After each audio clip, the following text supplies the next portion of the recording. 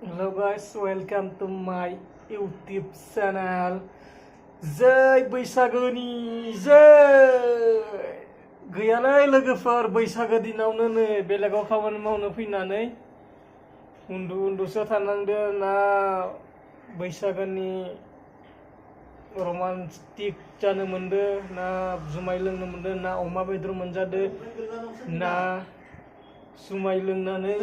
मोसानो मोनदों जेबोआनो गैया दा सोरांबाय दा दसे थाना ओंखाम जाना डिउटि थांलायनांसिगोन ना बैसागो एख'आनो गैया दा लोगोफोराबो नै बेयाव दा ओरैनो गोदाव सोराव नोङो माबा लुङि गानलाबायनानै बैसागो बोथोराव दुखु बेसेरा न'आव थांनो मोनैनि दुखु मालाय गामसा गाननांगौ बैसागो बोथोराव नै लुङिसो गानना दं।